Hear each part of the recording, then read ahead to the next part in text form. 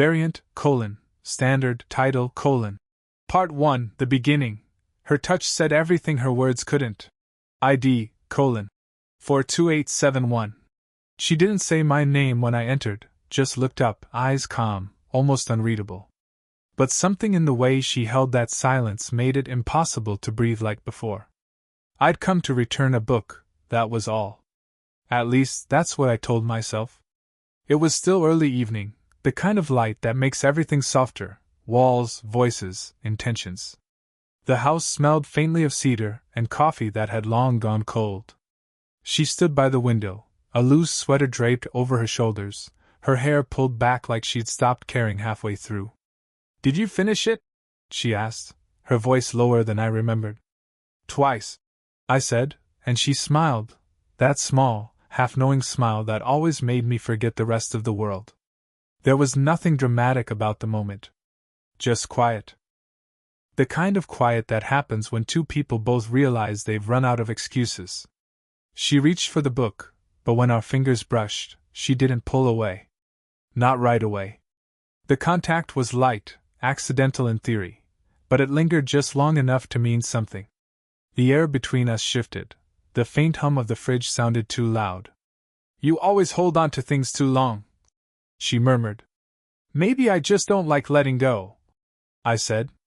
Her eyes flicked up, a single second, but it landed hard. I could see it then, the hesitation, the years she carried in her stillness. Not age exactly, but the kind of experience that makes you think before you reach for something that might burn. She took the book from my hand, brushing against me again. It was nothing, and somehow everything. The room felt smaller, the light dimmer, the distance shorter. She turned, setting the book on the table, her back to me. "I didn't expect you to come back tonight," she said softly. "I wasn't planning to," I admitted. Another silence. Her reflection in the window caught the fading gold outside, her outlines soft but steady. I wanted to step closer, to say something that would break whatever invisible rule was keeping me still. But her voice came again, gentle, precise. "You shouldn't look at me like that." I didn't answer. Because she knew I couldn't stop. She turned halfway, her profile sharp against the light, lips parted like she might say something else. But nothing came. Just that breath, that almost word, hanging between us. The clock ticked once, then again. Her hand rested on the back of a chair, fingers tightening as if anchoring herself to it. I moved a step closer. The wood floor creaked, and her eyes flicked to mine, caught, then held. There was no invitation in it. No permission either. Just recognition. Two people who shouldn't be standing this close, both pretending it meant nothing. "Do you ever regret things you didn't say?" I asked quietly. She looked at me then, really looked. The kind of look that holds too much history to belong to strangers. Her hand slipped from the chair, brushed past me as she reached for the light switch. Her fingertips grazed my wrist, a soft, electric second that said everything she didn't. And then, a knock at the door. She froze. I stepped back. Her breathing changed.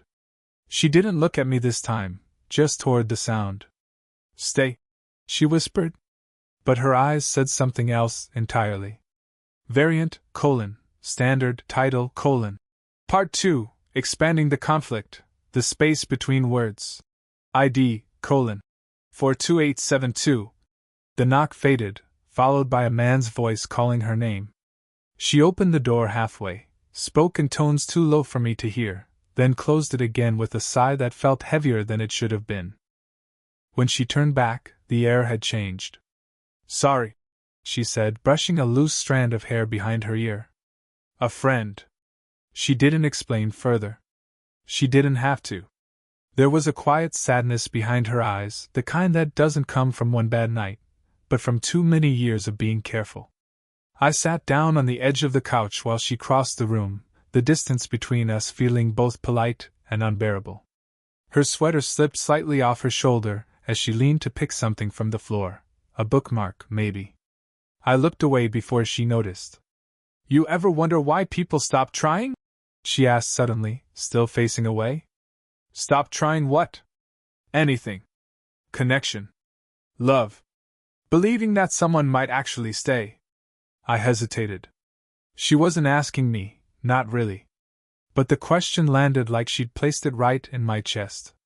Maybe they get tired of being the only one who does, I said quietly. She turned then, eyes on me. For a moment, I thought she might smile. Instead, she just nodded, slow, like the thought hurt. Her husband had left 2 years ago. I knew that much.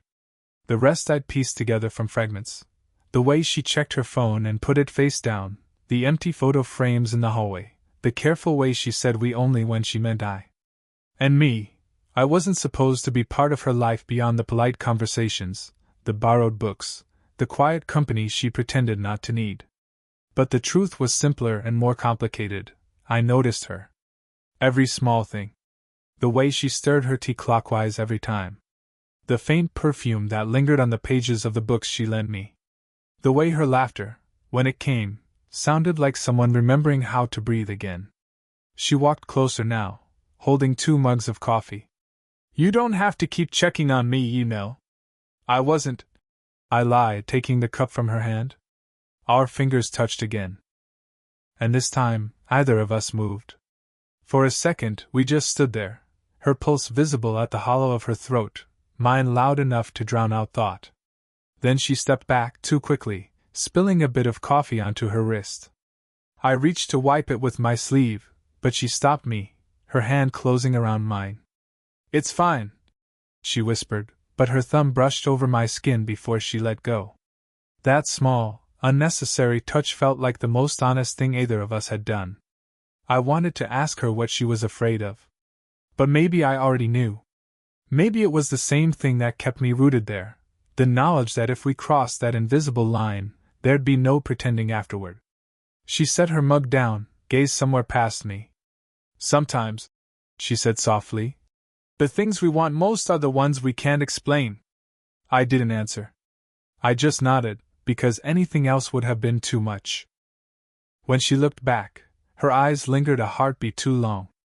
The silence between us tightened, stretched thin, until finally she reached out, her hand grazing my shoulder in passing. That touch, brief, deliberate, was all it took. And suddenly, there was no going back. The next time I saw her, it was raining. Not the gentle kind, sharp, insistent drops that blurred everything. I stood under the awning outside her door, soaked halfway through, trying to think of a reason to knock that didn't sound like what it really was. She opened it before I could decide. You're drenched, she said, pulling me in by the sleeve. The warmth of her hand through the fabric made my throat tighten. Inside, the air smelled of rain and something faintly floral. A record spun in the background, slow jazz, the kind that makes silence sound deliberate. I was just making tea, she said, walking toward the kitchen. You want some? I nodded, though I didn't really hear her. My eyes followed the way her sweater clung to her back, the quiet rhythm of her movements. She turned, catching me watching. You should change out of that shirt before you freeze. There's nothing to change into, I said. She hesitated, then disappeared down the hall. When she returned, she held a soft gray t-shirt, probably her ex's. It might fit, she said, handing it to me. Our fingers brushed again. That same spark, that same refusal to vanish. I changed in the bathroom, the faint scent of her perfume clinging to the shirt. When I came out, she was lighting a candle on the table, unnecessary, but somehow perfect. We sat close, the tea untouched. The rain tapped against the windows, steady and hypnotic. I didn't think you'd come by again, she said. I didn't either, I admitted. So why did you? I searched for an answer, found none that sounded honest. Because I wanted to see if you were okay. She gave a quiet laugh. You always say things like that when you mean something else. Her tone wasn't sharp, more like an observation that made the room smaller. The light flickered across her face, softening everything that used to seem unreachable. Then, her phone buzzed on the counter. She glanced at it, didn't answer. Another buzz. A name flashed, unreadable from where I sat. She finally turned it face down, just like before. The silence between us thickened again. People talk, she said after a while. About you coming here. About me. I don't care, I said too quickly. You should. Her voice trembled slightly on that last word. Not fear, guilt, maybe? Or longing disguised as caution. She reached to move her cup, but her hand brushed mine instead. Neither of us moved away. For a moment, the rest of the world disappeared. Just the candlelight, her breath close, the quiet thud of my heart against the table's edge. Her gaze dropped to my lips, then back to my eyes. I leaned in barely. She didn't pull away, not yet. The record crackled, a car passed outside, her breath hitched. Then she blinked, breaking the spell. We shouldn't, she whispered. I know. But neither of us moved. Her hand stayed against mine, trembling slightly. The distance between us was the width of a breath, no more. And though nothing happened, everything did. Variant, standard, title, Part 4, nearing the climax, the breaking point. ID, 42874. It had been 2 days since the rain. 2 days of silence that should have cooled whatever this was, but didn't. When she finally texted, it was simple. Can you drop by? No explanation, no time. Just that. The house was quieter than usual when I arrived. The window was open, a breeze shifting the curtain, and she stood by the table surrounded by papers, some half-torn, others folded neatly, like she couldn't decide whether to let go or hold on. You said you needed something? I asked. She didn't answer right away. She looked tired, not in the way of long days, but in the way of long thoughts. I shouldn't have called, she said finally. It's not fair to you. Her voice cracked slightly unfair. I stepped closer. You can talk to me. She laughed softly. That's exactly the problem. Her eyes lifted to mine, and everything unsaid from the last few weeks filled the air between us. Every glance, every near touch, every pause we both pretended not to notice. I keep thinking, she whispered, that this is going to stop feeling wrong if I ignore it long enough. I didn't speak. My hand moved without thought, brushing a strand of hair from her face. She froze, didn't breathe, didn't blink, as my fingertips lingered a fraction too long against her skin. You make it hard to forget, she said, almost to herself. I should have stepped back. Instead, I stayed close enough to feel the heat of her body through the small space between us, close enough that her perfume blurred into something human, real. I don't want you to forget, I said quietly. That made her flinch, a tiny, involuntary motion, before she turned away. You're too young to say things like that. You're too afraid to hear them, I replied. She faced me again, eyes sharp now, wet with something that wasn't quite anger. You think this is easy for me? You think I don't know what people will say? What it'll cost me if they… She stopped herself, breathing unevenly. I stepped closer until her back met the edge of the table. Then tell me to go, I said. Say it, and I'll walk out that door. She looked up, lips parted, but the words didn't come. My hand was already at her waist, not gripping, just resting there like a question. Her breath came faster, shallow. This can't happen, she said, but it sounded like a prayer already broken. Her fingers brushed my wrist, then slid higher, trembling. You don't know what you're doing. Then show me, I whispered. The silence stretched, every second louder than the last. The candlelight from the corner flickered, throwing soft gold across her face. I leaned in, slow, careful, until our foreheads almost touched. Her breath hit mine. Neither of us moved. The world outside faded to nothing but heartbeat and hesitation. And then, a voice from the hallway. A knock. Someone calling her name. She went still. My hand fell away. Her eyes met mine, wide, caught between fear and need. We can't, she breathed. But even as she said it, she didn't step back. Variant, standard, title, Part 4, nearing the climax, the breaking point. ID, 42874. It had been 2 days since the rain. 2 days of silence that should have cooled whatever this was, but didn't. When she finally texted, it was simple. Can you drop by? No explanation, no time. Just that. The house was quieter than usual when I arrived. The window was open, a breeze shifting the curtain, and she stood by the table surrounded by papers, some half-torn, others folded neatly, like she couldn't decide whether to let go or hold on. You said you needed something? I asked. She didn't answer right away. She looked tired, not in the way of long days, but in the way of long thoughts. I shouldn't have called, she said finally. It's not fair to you. Her voice cracked slightly unfair. I stepped closer. You can talk to me. She laughed softly. That's exactly the problem. Her eyes lifted to mine, and everything unsaid from the last few weeks filled the air between us. Every glance, every near touch, every pause we both pretended not to notice. I keep thinking, she whispered, that this is going to stop feeling wrong if I ignore it long enough. I didn't speak. My hand moved without thought, brushing a strand of hair from her face. She froze, didn't breathe, didn't blink, as my fingertips lingered a fraction too long against her skin. You make it hard to forget, she said, almost to herself. I should have stepped back. Instead, I stayed close enough to feel the heat of her body through the small space between us, close enough that her perfume blurred into something human, real. I don't want you to forget, I said quietly. That made her flinch, a tiny, involuntary motion, before she turned away. You're too young to say things like that. You're too afraid to hear them, I replied. She faced me again, eyes sharp now, wet with something that wasn't quite anger. You think this is easy for me? You think I don't know what people will say? What it'll cost me if they… She stopped herself, breathing unevenly. I stepped closer until her back met the edge of the table. Then tell me to go, I said.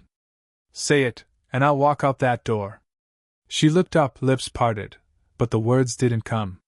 My hand was already at her waist, not gripping, just resting there like a question. Her breath came faster, shallow. This can't happen, she said, but it sounded like a prayer already broken. Her fingers brushed my wrist, then slid higher, trembling.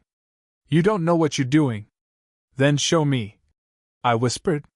The silence stretched, every second louder than the last. The candlelight from the corner flickered, throwing soft gold across her face. I leaned in, slow, careful, until our foreheads almost touched. Her breath hit mine. Neither of us moved. The world outside faded to nothing but heartbeat and hesitation. And then, a voice from the hallway. A knock. Someone calling her name. She went still. My hand fell away. Her eyes met mine, wide, caught between fear and need. We can't, she breathed. But even as she said it, she didn't step back. Variant, standard, title, Part 5, The Twist, What Was Hidden. ID, 42875. The next morning, everything felt heavier, the air, the light, the silence that settled between us like dust. She hadn't texted. I told myself I wouldn't either. But by evening, I was standing at her gate again, because pretending not to care had started to feel worse than the truth. The door opened before I could knock. She looked startled, as if she'd been expecting someone else. Hey, I said. Her eyes softened, then shifted past me. You shouldn't be here right now. Before I could ask why, a voice came from inside, a man's voice. Deep. Familiar. It took a heartbeat too long for me to place it, her ex-husband. She stepped outside quickly, pulling the door almost shut behind her. He's just here to pick up a few things. But she didn't meet my eyes when she said it. Something twisted in my chest. I laughed once, short, humorless. Right. Just things. Don't, she said softly. It's not what you think. But everything in her tone said it was exactly what I feared, that there were pieces of her life I'd never been invited into, and maybe never would be. The door creaked open slightly behind her. The man's shadow stretched across the hall. You okay? He called out. She nodded without turning. Yeah. Fine. When the door closed again, she exhaled, looking suddenly small against the frame. You shouldn't have come. I had to know if you were. Don't finish that, she said. Please. Her hands trembled as she crossed her arms. I could see the pulse at her neck, quick and uneven. He doesn't know, she whispered. No one does. It has to stay that way. I stepped closer before I could stop myself. So I'm a secret now? Her eyes flashed, not anger, but panic. You think I want that? She said, voice breaking. You think I want to hide the only thing that's felt alive in years? The confession hit like a current through my veins. She looked away immediately, as if realizing too late what she'd said. I shouldn't have. I reached out, catching her hand before she could retreat. Say it again. Her breath caught. I can't. But she didn't pull away either. My thumb brushed over her knuckles, and I felt the slightest tremor run through her. Inside, footsteps moved closer. She froze. He's coming, she whispered. I should have stepped back. I didn't. Instead, I leaned in, my voice barely above a breath. You don't have to keep pretending. Her hand tightened around mine, desperate, wordless. Then she let go, forcing a whisper. Go. Please. I turned toward the door, but before I could leave, she caught my sleeve. For a second, our eyes met, raw, terrified, and completely unguarded. If this ends badly, she said, remember that it wasn't a mistake. The door opened behind her, and she stepped back into the light, leaving me in the shadow of what we'd just become. I didn't sleep that night. Her words kept replaying. The way her voice broke on wasn't a mistake. It should have been enough to stop me. It wasn't. The next evening, I went back. No text, no plan. Just the need to see her again, to finish whatever we'd started. When she opened the door, she didn't look surprised. Just tired. The kind of tired that comes from fighting something that won't stop burning. You shouldn't be here, she said softly. You said that last time, I answered. And you still came. I stepped inside before she could change her mind. The house was dim, just one lamp, shadows stretching long across the walls. The faint smell of wine lingered in the air. She'd been sitting at the table, a half-filled glass beside her, a book open but unread. I told him, she said quietly. My heart stopped. Told him what? That I'm seeing someone. Not who. Just that there's someone. The words hung there, fragile and heavy. And?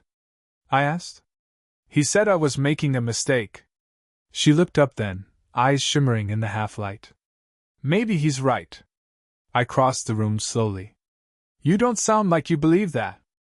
I don't know what I believe anymore. She tried to step past me, but I moved instinctively, stopping her. Our shoulders brushed. For a moment, neither of us breathed. Her voice trembled. You think this ends well?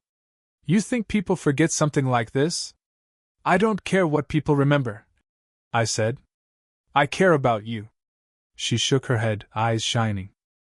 You say that now, but someday you'll wake up and realize how much this cost me. I wanted to argue, but her hand had come up, not to push me away, but to steady herself. Her palm rested against my chest, feeling the quick rhythm beneath it. This isn't fair, she whispered.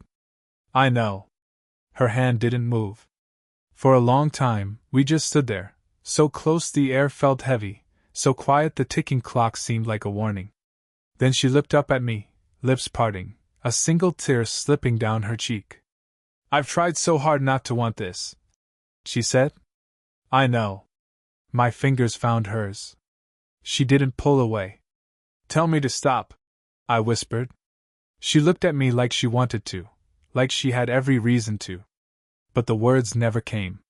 Instead, she stepped closer. The warmth of her body pressed against mine, her breath trembling near my ear. This changes everything, she said. It already has.